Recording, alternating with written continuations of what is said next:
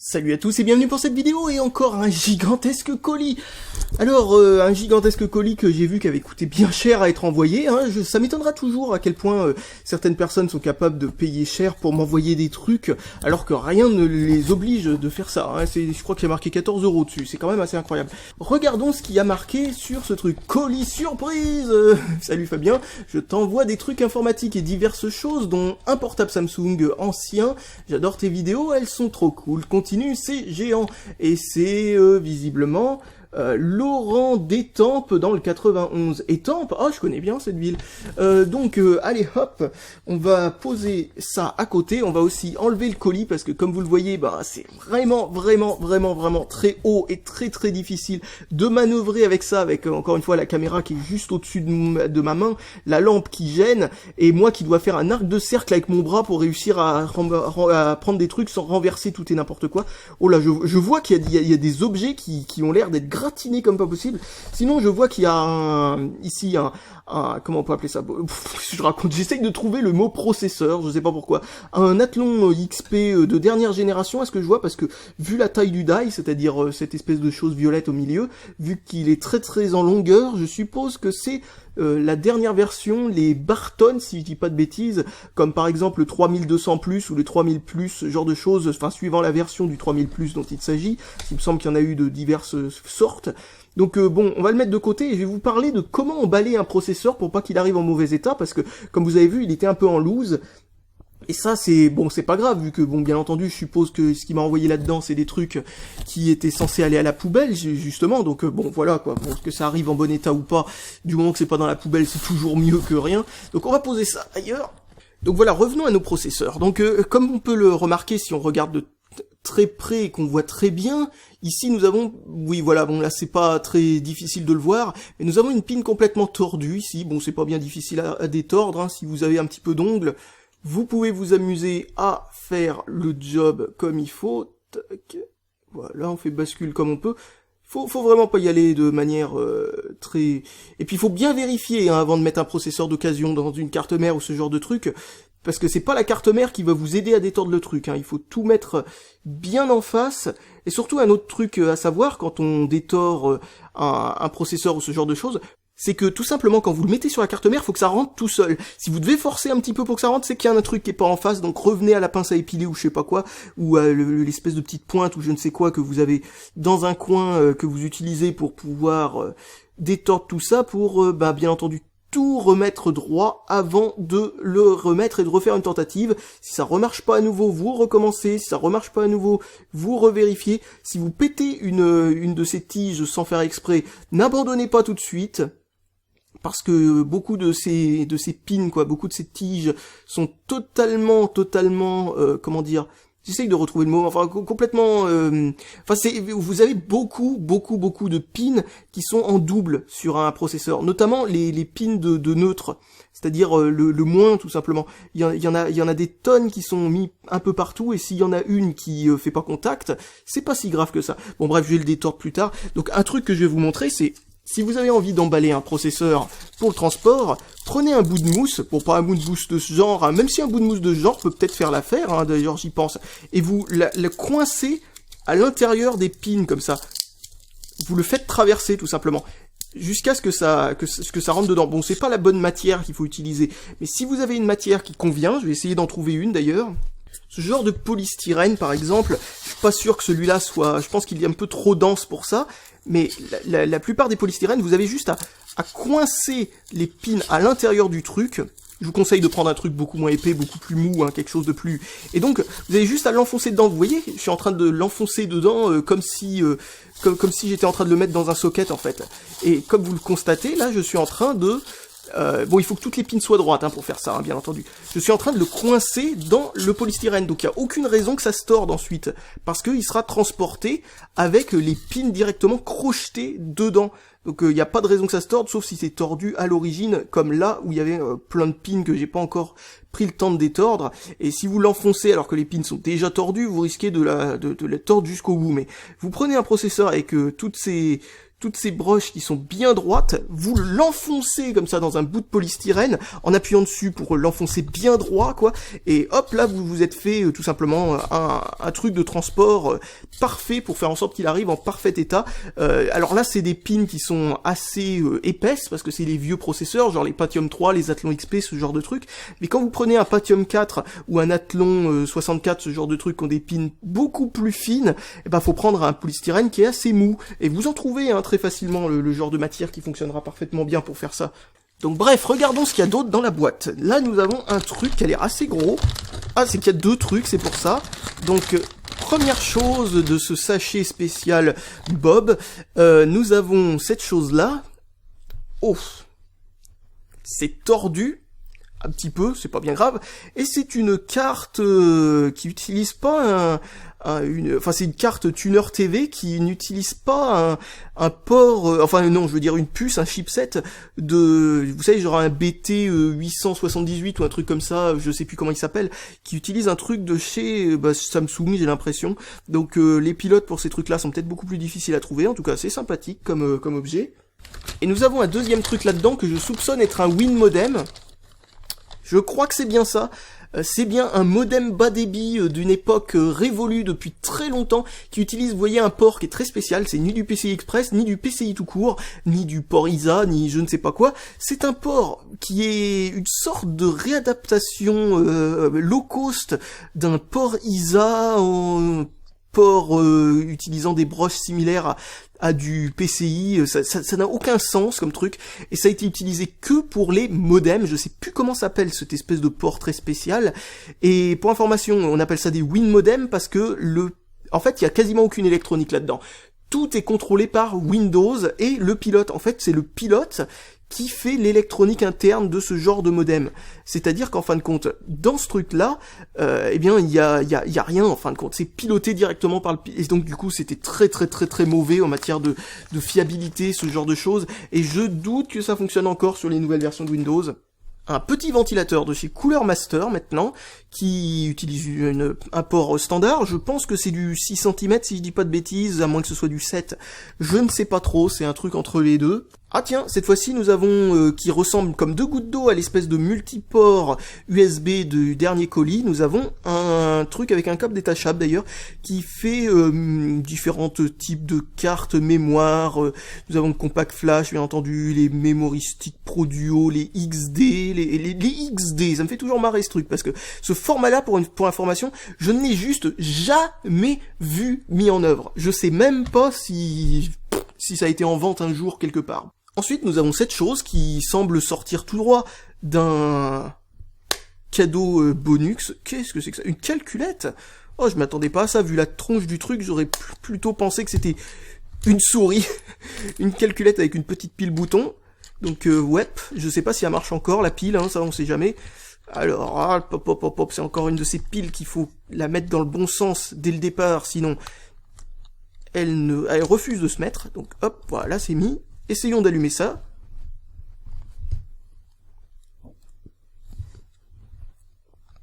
Et non, il n'y a plus de pile là-dedans. Bon, c'est pas bien grave. C'est une petite calculette qui fait d'ailleurs, à ce que je vois, la conversion euro-franc, dis donc, directement dans la calculette. Alors pour ceux qui ont jamais connu ça, qui doivent pas être très nombreux, enfin ils seront peut-être de plus en plus nombreux au fil des années, à une époque on avait des calculettes qui faisaient automatiquement le passage d'euros à francs pour vous tapez un prix en euros, vous cliquez sur le bouton et paf, ça fait passer en francs, et vice versa, parce que pendant la transition entre l'euro et le franc, bien entendu, il fallait bien qu'on se débrouille pour essayer de comprendre ce qu'on devait donner à quelqu'un, enfin ce genre de choses. Et surtout voir si on se faisait arnaquer, parce que à cette époque-là, on avait tendance un petit peu à nous prendre pour des cons. Bon, ça n'a pas beaucoup changé, ça, en fin de compte. Donc là, nous avons un truc pour des ports FireWire en PCI avec un chipset VIA. C'est un petit peu les rois des adaptateurs PCI pour USB 2, 3, machin. Non, peut-être pas 3, mais enfin... oui, si ça se trouve 3 aussi, enfin bon bref. Pour adaptateurs USB, quoi, en USB et autres ports spéciaux de ce genre, qui se mettent en port PCI. Je vois que ce truc-là est fait par Gigabyte. Je savais pas qu'ils utilisaient des chipsets VIA. Donc ici, nous avons un petit quelque chose pour pouvoir le mettre en frontal, ou sur une équerre, ou je ne sais pas quoi, pour avoir un port FireWire en plus, pour en avoir un troisième, comme je disais, un en façade de l'ordinateur, ce genre de choses. Donc hop, on va mettre ça de côté, ça peut toujours servir, même si le FireWire, c'est assez difficile à trouver, parce que c'est vraiment le genre de port, le FireWire, qui est vraiment plus beaucoup utilisé. Et encore une fois, la fameuse traditionnelle souris sans fil que l'on me fournit, mais cette fois-ci, une qui a l'air, oh là, elle est vraiment design celle-là, oh là là, et puis en plus, le plus drôle, c'est que je bouge ce petit bouton on-off et j'entends tout le plastique grincer, qualité, donc voilà, on clique sur les petits boutons, on regarde que nous avons une molette, que quand on clique dessus, on a l'impression que tout l'électronique bouge là-dedans, ça a l'air d'être une batterie interne, parce que je vois ici ce qui s'apparente à 2 contacts, donc c'est le genre de truc qu'on peut laisser. Et là nous avons une deuxième molette. Ah non, même pas une molette, c'est une sorte de joystick clic-clic. Ah, je vois que nous avons un petit voyant qui nous dit que nous avons une batterie faible, donc ok, pourquoi pas. Bon, c'est peut-être pas une mauvaise souris pour l'époque, ni pour maintenant, mais sincèrement, la qualité Logitech, j'ai toujours trouvé ça incroyable. Tiens, d'ailleurs, quand on clique sur le bouton, on ne peut plus tourner la molette parce qu'à force en dessous sur l'électronique. Oh, grosse qualité. Donc, enfin bon, bref, je sais pas du tout pourquoi Logitech a été un petit peu, érigé en roi des périphériques, genre clavier, souris, etc. Parce que je n'ai jamais senti la qualité dans ces trucs-là. Faut dire que moi, j'ai été un tout petit peu éduqué à la qualité IBM ou ce genre de truc quand j'étais jeune et ce genre de choses. Enfin, en gros, quand je touche un clavier maintenant de nos jours de Logitech, j'ai l'impression de trouver un truc genre budget 3,50 balles, ce genre de choses. Après, bien entendu, c'est une histoire de goût, ce genre de choses. Mais malgré tout, je trouve que là, c'est un truc objectif qu'on peut dire, c'est que Logitech, la qualité de fabrication, elle est pas forcément tout le temps au rendez-vous dans leurs produits. Enfin, elle est même rarement au rendez-vous vraiment. Je veux dire, c'est pas comme je disais encore une fois, certains périphériques d'autres fois où on pouvait les utiliser genre 30 ans sans aucun problème, quoi, et quotidiennement pendant genre 10 heures par jour, ce genre de truc. Mon clavier IBM qui date de je ne sais quand, c'est un truc de l'époque début Pentium 2, quoi. C'est pas un modèle M, c'est pas ce genre de truc, mais quand vous voyez les modèles M, qui sont des trucs qui datent encore plus vieux, bien entendu, on comprend tout de suite que voilà, quoi, la qualité à l'époque, c'est pas la même chose que maintenant. Donc voilà, comme je le disais, j'avais bien vu qu'il y avait 2 sortes de petites broches au fond, là, ici. Il suffit de le connecter comme ça et ça recharge.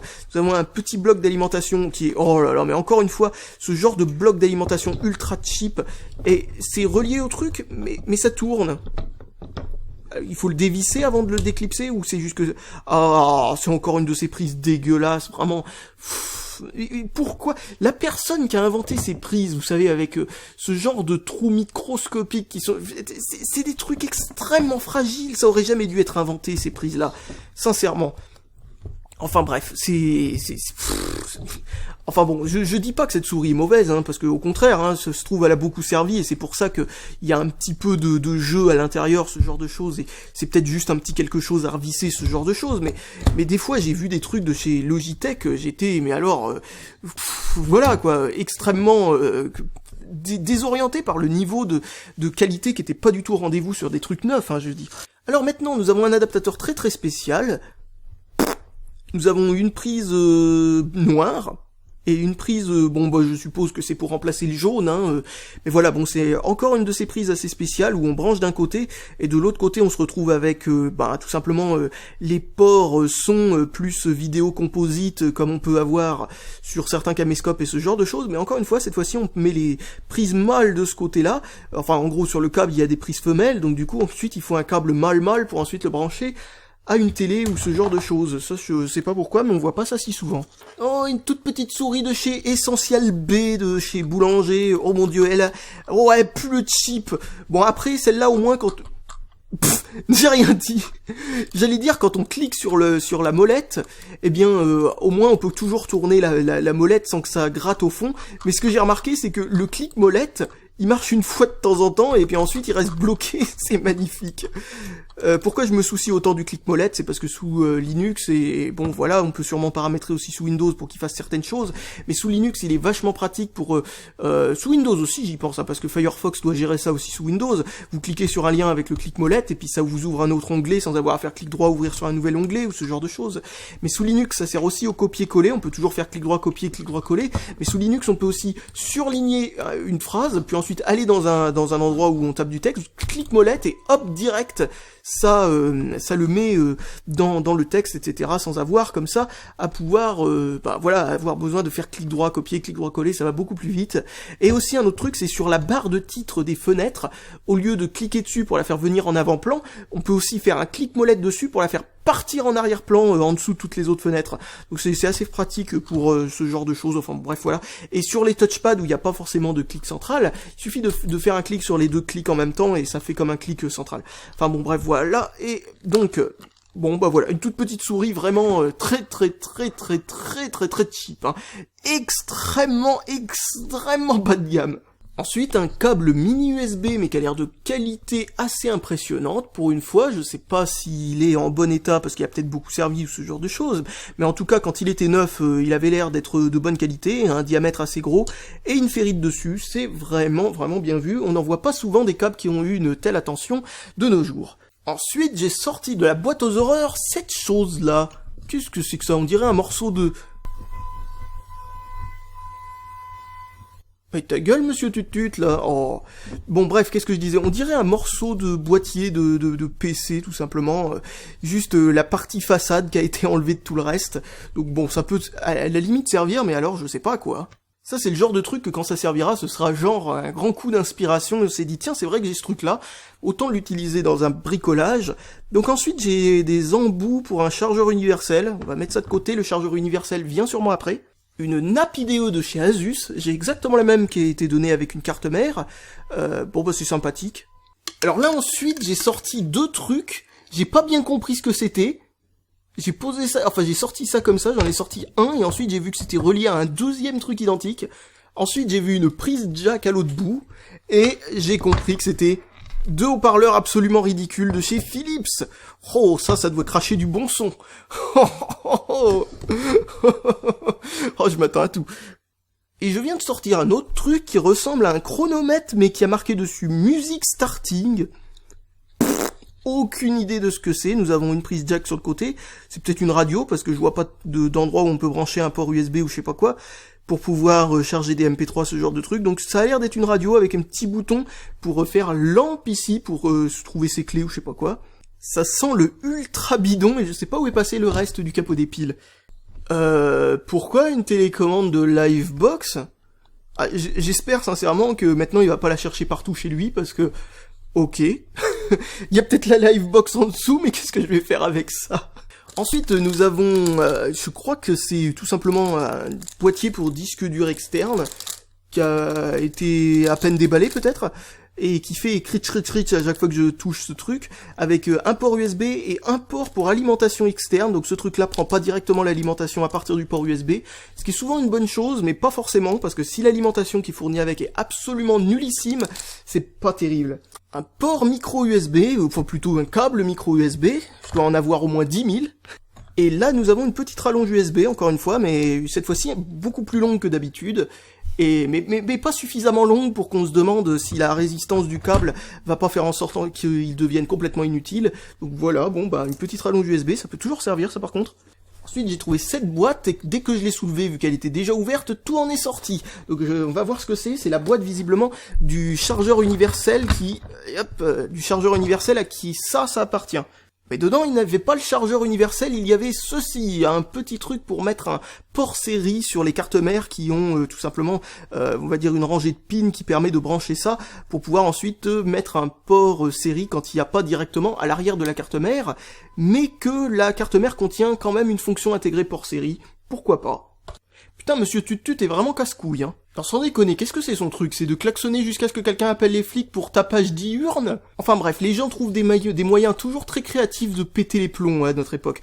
Donc, enfin très créatif et très récréatif aussi, hein, parce que ça franchement, je peux te dire que ça m'amuse beaucoup, hein. Très hilarante comme blague. Donc nous avons ici deux petites cartes... Alors si je vois bien, parce que c'est difficile à voir, oui non, c'est de la DDR2 celle-là, 2 x 512 MO, donc 1 GO, et une troisième petite carte, elle aussi 512 MO. Bon, c'est étonnant d'en avoir 3, parce que habituellement c'est fourni par 2, mais si on en trouve une à l'intérieur d'un netbook, il y en a qu'une, donc hop, nombre impair. Câble pour lecteur disquette. câble mini USB, encore une fois, une babiole qui fait de la lumière dans des fibres optiques, ce qui se voit pratiquement pas du tout à cause de l'éclairage et aussi peut-être du fait que la pile commence à être naze. À moins que ça ce soit un petit bouton pour... Oh là, non, ça c'est juste pour ouvrir le local à pile, mais ça ne tient plus. Et là nous avons un petit bouton pour l'allumer et pour l'éteindre, mais c'était déjà allumé à l'intérieur du paquet. Donc voilà. Tout simplement un petit quelque chose qui fait de la lumière. C'est mignon, c'est complètement inutile, mais voilà. Un câble pour recharger je ne sais quoi. Un Samsung Player One, non, je sais même pas. Non, je pense même que lui, il a une prise normale, mais c'est malgré tout un chargeur Samsung, je viens de voir. Donc allez hop, un truc propriétaire Samsung. Un ventilateur de PC portable. Un truc complètement inutile qui transforme un port... What the fuck?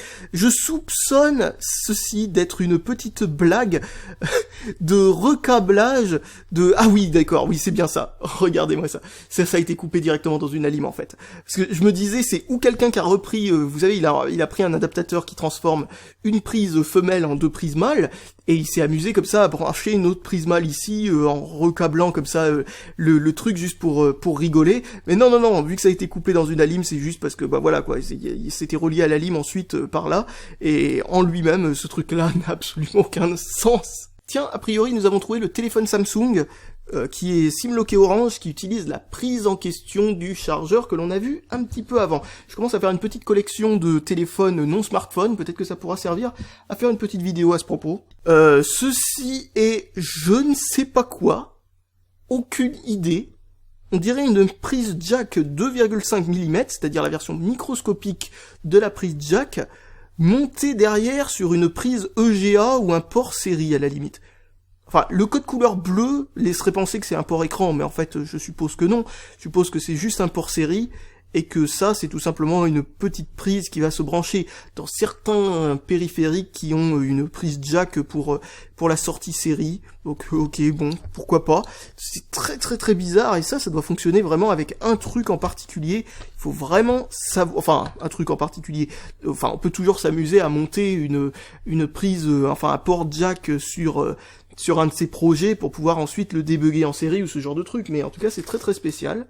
Ah, encore un bout de boîtier, mais cette fois-ci un boîtier cheap, le genre de boîtier tout pourri où on a tout simplement ça en façade, et puis ensuite il y a 2 nappes qui viennent se mettre littéralement directement dessus, donc ça c'est sympathique, c'est assez universel entre guillemets, parce que tous les vieux boîtiers très cheap achetés en Chine pour absolument rien utilisent ce même type de petites cartes qui viennent se greffer ensuite à l'avant du boîtier, en bas à l'avant du boîtier. Le genre de truc dont on a toujours besoin, transformer un DVI en VGA, surtout si comme moi, on n'a pas de quoi s'acheter des écrans, on va dire un petit peu plus modernes que ça, donc du coup on a que du VGA et on a que des cartes graphiques qui utilisent le DVI, parce que faut croire que les cartes graphiques s'y sont mis beaucoup plus tôt que les écrans eux-mêmes. Après avoir fouillé 2 heures à l'intérieur des espèces de trucs là, je sais pas comment on appelle ça, ces choses-là, eh bien j'ai trouvé cette petite chose-là qui était à peu près de la même taille, et je crois que j'ai fait le tour de tout ce qu'il y avait, tout simplement une sorte de coupleur pour port RJ45 pour brancher 2 câbles réseau entre eux et faire une sorte de rallonge. Et voilà, je pense qu'on a fini de trouver tout ce qu'il y avait dans la boîte. Maintenant il va falloir que je trouve un endroit pour jeter toutes ces espèces de trucs horribles là pour que je puisse les ranger dans la boîte, mais sans ces choses-là, parce que pour retrouver des petits objets comme ça à l'intérieur, c'est vraiment pas facile. Et ensuite, je pense que on n'a rien de spécial à voir, hein. Tous les objets qu'on a trouvés là-dedans sont pas particulièrement faciles à montrer en fonctionnement ou ce genre de choses en vidéo rapidement, comme ça. Nous avons cette espèce de téléphone avec la batterie qui est déjà dedans, ok. On va essayer de l'allumer, hein, juste au cas où, mais on peut dire que la vidéo est plus ou moins finie parce que franchement, j'ai peu d'espoir que ça s'allume. Non, voilà, ça s'allumera pas. Ou il faut changer la batterie, ou au mieux, il faut tout simplement la recharger. Donc, voilà, j'ai plus qu'à vous dire salut à tous, et à la prochaine!